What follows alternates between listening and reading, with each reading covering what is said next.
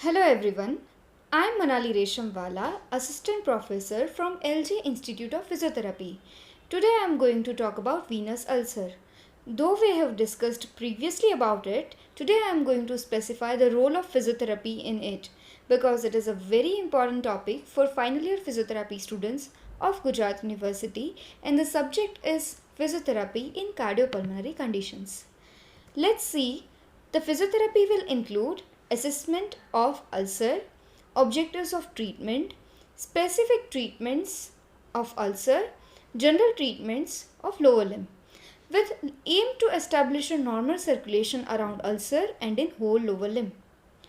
We must need to gain cooperation of patient and his or her relatives because they play active role in treatment of ulcer. First, let's see the assessment of ulcer. It will include demographics like gender, which is more common in female than male, as varicose vein is more common in female. Venous ulcer is also more common. Age group common in 50 to 70 years. Site usually at the lower two-third of the lower leg, higher anteromedial aspect on the parts of foot not supported by the shoes. And the size, common size is 18 to 20 centimeters square. The history, we need to know previous and present occupation of the patient. We need to know the past history of any kind of thrombosis, pregnancy, trauma, surgery, etc. We need to know family history, any other predisposing factors, and history of pain, especially how it varies with rest, position, movement, and exercise. Examination of limb will include edema, size, shape, nature, and extent to be needed. Then range of motion, all lower limb joints. The reason for restriction also should be noted. Muscle power, MMT chart for all lower limb muscle should be done. Pulse, especially posterior tibial artery and dorsalis pedis artery are palpated.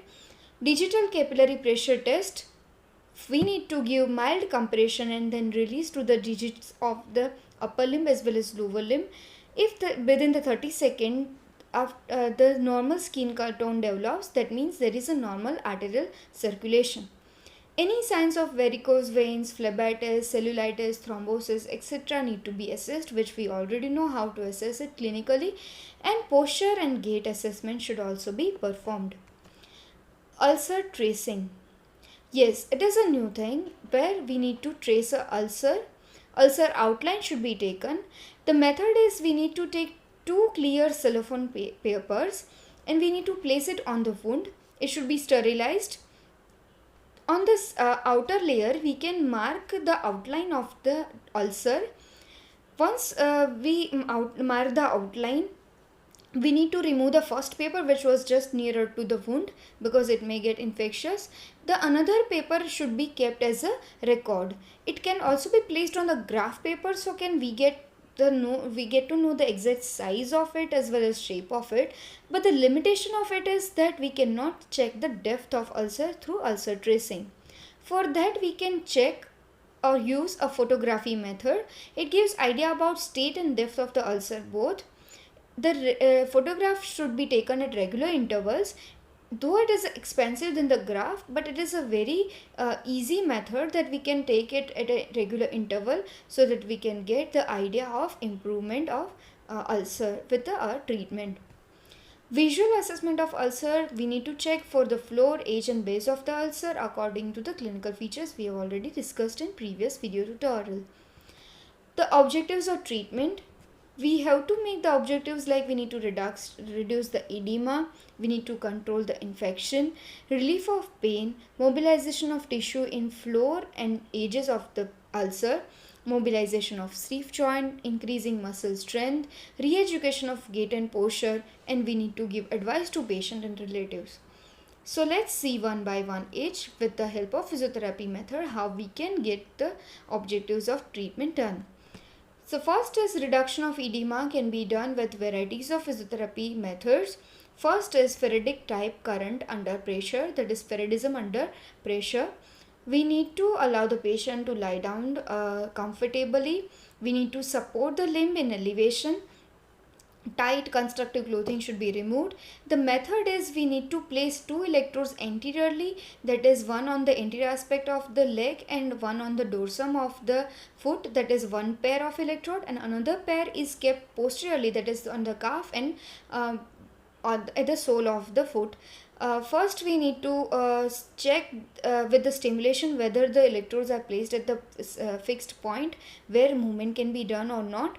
Then we have to apply a bandaging on it, starting from distal to the proximal, that is from the base of the toe, then covering up to the ulcer area. We also can keep a dry dressing on the ulcer, and on which we can apply bandaging.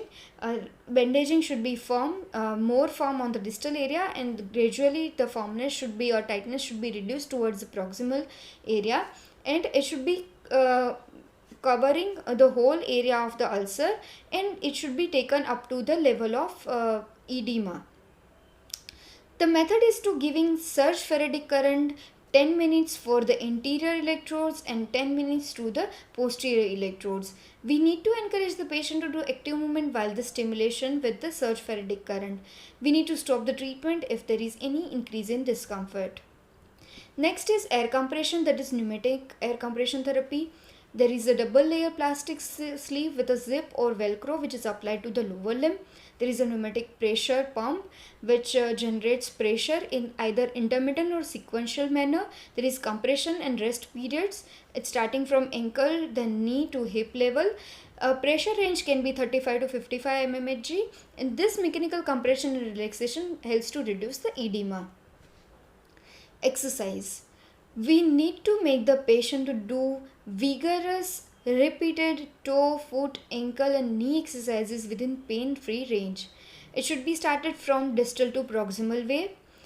We can also make the patient to do sustained holding or contraction of calf muscle and dorsal area of the muscle, that is the dorsiflexor muscles.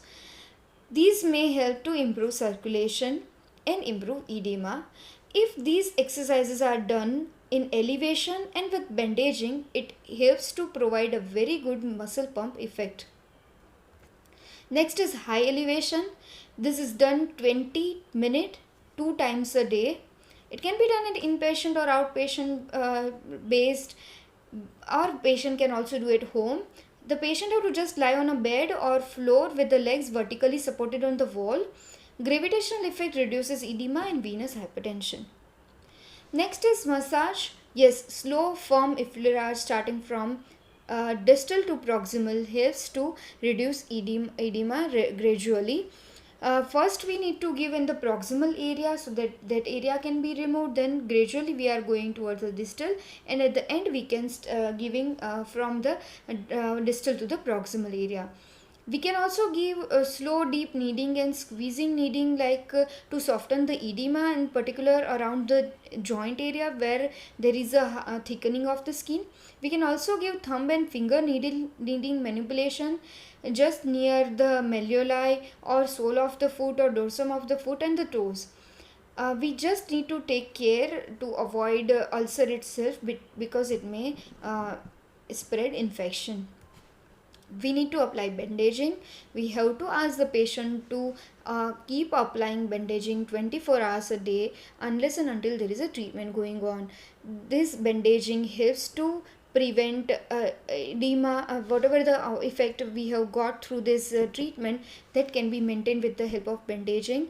Again, it should be started from distal to proximal area. Distally should be very much firm, proximally the firmness should be reduced.